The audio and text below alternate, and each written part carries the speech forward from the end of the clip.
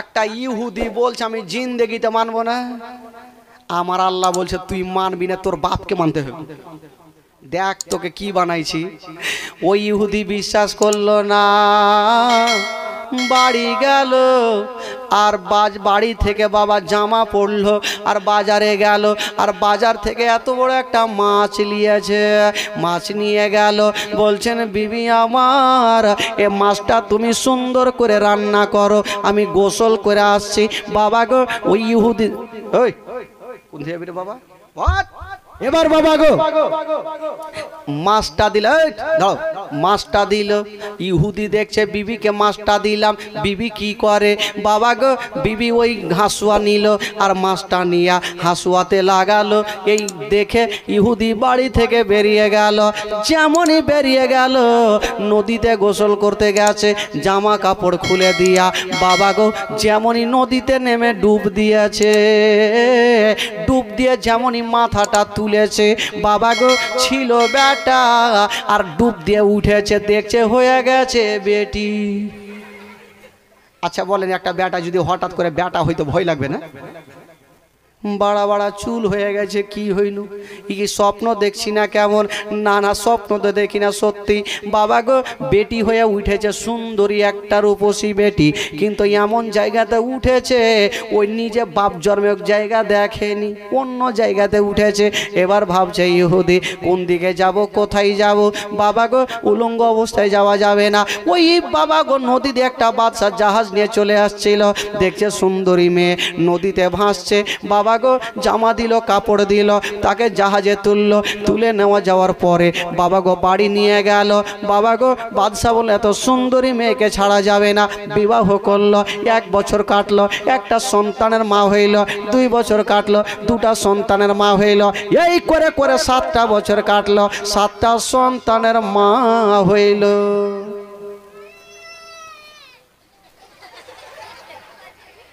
আমি ভাবছি মুরগা ভেগে গেল নাকি রে।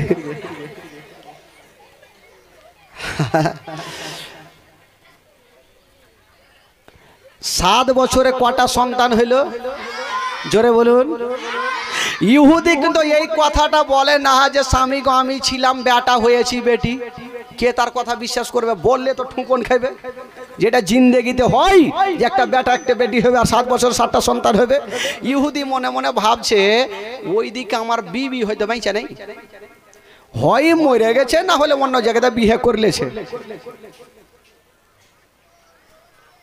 আর আছে হ্যাঁ দিয়ে যাও, এঠে না রেখে আমার মারতি আছে ওখানে ভরে দাও, সবটি বাড়ি নিয়ে যায় বিক্রি করব। রাখো রাখো। সুবহানাল্লাহ, এই পা লালে গেল ভাই। এগুলা করতে করতে তো সকালে আজান দিতে হবে, গেল খিচড়ি। এই ইহুদি কিন্তু এই কথাটা বলে না স্বামী গো আমি ছিলাম বেটা হয়েছি বেটি, কারণ ওর কথা কেউ বিশ্বাস করবে না। ওই সুন্দরী মেয়েটা ভাবলো অনেক দিন থেকে, ও ভাবছে যে ওইদিকে আমার বিবি বাইচা নাই, হয়তো অন্য জায়গাতে বিয়ে হয়ে গেছে, না হলে বাড়ি ছেড়ে চলে গেছে, না হলে মারা গেছে, যে কোনো একটা জিনিস হয়েছে। কারণ 7 বছর জিন্দেগিতে কেউ স্বামীর জন্য অপেক্ষা করবে? ফোন নাই টোন নাই কিছু নাই। এই করতে করতে ইহুদি ভাবলো একদিন গোসল করে আসি। ওই মেয়েটা বলছেন স্বামী গো আপনি বাড়িতে থাকুন, আমি নদীতে গোসল করে আসছি। যেমনই গোসল করতে গেছেন বাবা সুন্দরী বেটি হয়া যেমনই বাদশার ঘাটে ডুব দিয়েছে। বাবা গো ডুব দিয়ে মাথাটা তুলেছে। বাবা গো যেমনই মাথাটা তুলেছে বাবা গো বেটি হইয়া নাই বেটা হইয়া উঠিল। ছিল বেটি হইল বেটা। বাবা গো এবার নিজের ঘাটে উঠে গেছে, ই মাথায় কিল মারছে, মুখ কি ঝাড়ছে, স্বপ্ন দেখছি নাকি? ই স্বপ্ন দেখে না, সত্যিকারী ঘটনা ঘটছে। ভাবছে এবার তো 7 বছর পর আমার নিজের ঘাটে উঠলাম, এবার জামা কাপড় পাবো কোথায়? জামা কোনখানে পাবো আর কাকে ডাকবো এই অবস্থায়? আস্তে আস্তে যেমনই নদী থেকে উঠছেন বাবা, যেমনই ঘাটে উঠেছে, 7 বছর আগে যে নিজের জামাগুলা ঘাটের ওপরে রেখে গিয়েছিল, এত ঝড় বৃষ্টি হয়েছে কিছু হলো না। 7 বছর পরে যখন দেখছেন বাবা যেমন রেখেছিল তেমনই ধরা আছে।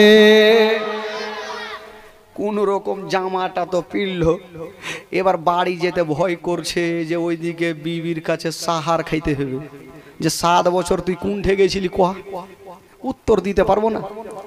এইদিকে বাবা গো 1 পা 2 পা করে যাচ্ছে, ভাবছে দেখবো দরওয়াজা থেকে দেখবো, যদি বিবি থাকে তাহলে যাব, আর যদি না থাকে তাহলে দেশ ছেড়ে চলে যাব। ইহুদি যেমনই যাচ্ছেন বাবা পাল্লাটা সরায়া দেখি বিবি কি করে, যেমনই পাল্লাটা সরিয়ে দেখছে, চোখে কি দেখছেন বাবা, 7 বছর আগে যে বিবিকে মাছটা দিয়েছিল হাসুয়াতে লাগিয়েছিল, 7 বছর পরে দেখছে তার বিবি মাছটা হাসুয়াতে লাগিয়া ধরা আছে। ই ভাবছে হয়তো অন্য মাছ হইতে পারে। ই গেল দরওয়াজা খুলেছে আস্তে করে, যায়া বলছে বিবি তোমার কি মাছ কাটা হয়নি? ওর বিবি হাসুয়া কি বলে মাছটা রেখে দিয়েছে আর হাসুয়া লিয়ে উঠেছে, তোকে কাইটা শেষ করে দিব। কেন? বলে তুমি গোসল করলা না বাহির থেকে চলে এলা? আর বিবি মাথায় হাত দিয়েছে, ইহুদি মাথায় হাত দিয়েছে, পাগলি তুই কেমন কথা বলছিস, গোসলের কথা বলছিস, তাহলে ঘটনাটা শুনে এলে, এই যে তোকে মাছটা দিয়ে গেলাম, নিজের ঘাটে ডুব দিলাম, অন্য ঘাটে একটা সুন্দরী মেয়ে হয়ে উঠলাম, তুই তো বঁচি, তোর থেকে ভালো ছিল। বিবির মিজাজ আরো খারাপ করছে, ওই তুই তো বঁচি, তোর থেকে ভালো ছিল। এবার একটা বাদশা নিয়ে গেল, আমাকে বিবাহ করলো, 1 বছর করে 7 বছর কাটলো, 7টা সন্তানের মা হয়েছিলাম, আবার বাদশার ঘাটে ডুব দিয়েছিলাম, নিজের ঘাটে বেটা হয়ে উঠেছি, আবার নিজের জামা পরে তোমার সামনে দাঁড়িয়ে আছি। বিবি বলছে স্বামী গো, হয় তোমাকে মারাত্মক কোনো জিন ভূতে ধরেছে। বাহির থেকে তালা বন্ধ করে দিয়েছে, আর ওঝা গুণীকে ডাকলো, একটা হাতুড়া গুণীকে ডেকেছে। এবার হাতুড়া গুণী ঘটনাটা শুনলো, ঘটনা শোনার পরে বলছে মা তোমার স্বামীকে মারাত্মক জিন ভূতে ধরেছে, একে জিঞ্জির লিয়া টাইট করে বাঁধো। জিঞ্জির লিয়া টাইট করে বাঁধেছে। আরে ইহুদি বলছে না গো না, আমি সত্যিকারই আমার ঘটনা ঘটেছে, সত্যিকারই ঘটেছে, কিন্তু তার কথা কেউ বিশ্বাস করে না। কেমন করে করবে? তুই নবীর কথা বিশ্বাস করিসনি কেন? জোরে বলুন সুবহানাল্লাহ। তো তোর কথা কে বিশ্বাস করবে? ইহুদি বলছে না বাবা ছেড়ে দাও। বাবা গো গাছের সঙ্গে টাইট করে বেঁধে দিল, আর নিমের গাছে চড়েছে, আর বাবা গো নিমের পাতা পারলো, আর ছু ছু ভূত ভাগাইছে। ওকে তো ভূত নাই, কেমন করে ভাগবে? বলছে ভাই রে আমাকে কোনো জিন ভূতে ধরেনি, আমি সত্যি ঘটনা ধরে দেখেছি। এবার ওই ইহুদি কি বলল, ওই ওঝাগুনি ভাবলে এক কাজ করো, নিমের পাতাতে ভাগবে না, একে জুতা শুঙাও। তুই নবীর কথা মানবি না? বাবাকে জুতা শুঙাইছে, বলছে না রে ভাই না, আমি সত্যিকারই ঘটনা দেখেছি। বাবাকে তার কথা কেউ বিশ্বাস করে না। ওই ইহুদি তখন বিবির হাতখানা ধরে বলছে বিবি আমার শুনে নাও, শুনে নাও, একটা তোমাকে কথা বলে দি, আমার 7 বছরে 7টা সন্তান হয়েছে, এই কথাটা তোমরা বিশ্বাস করো না, কিন্তু নবী যিনি শেষ জামানার নবী সেই দিন বলেছিল আমার একই রাত্রে 27 বছর কেটেছিল। 27 বছর পরে যখন এসেছিল উজুর পানি গড়তেছিল, শিকলি হিলতেছিল, বিছানা গরম ছিল, আমি বিশ্বাস করিনি। তাহলে নবীর কথা যদি আমি বিশ্বাস করিনি, এই জন্য হয়তো আল্লাহ আমাকে এই ঘটনা দেখিয়েছে। আমার কথা কেউ বিশ্বাস করে না। ও বিবি আমার, তুমি দেরি করো না, তাড়াতাড়ি করে নিয়ে চলো, নবীর দরবারে নিয়ে চলো। বাবা গো ওই বিবি আমার সঙ্গে সঙ্গে ইহুদিকে নবীর দরবারে নিয়ে গেল। যেমনই যেতে নেই বাবা আমার নবী পাকের সামনে গিয়ে দাঁড়িয়ে গেছেন।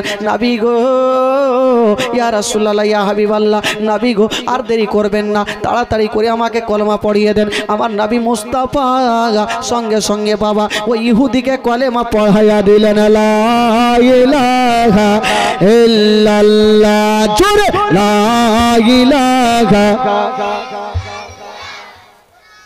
লা ইলাহা ইল্লাল্লাহ, আকে লা ইলাহা ইল্লাল্লাহ মুহাম্মাদুর রাসূল রাসূলুল্লাহ সাল্লাল্লাহু আলাইহি ওয়াসাল্লাম।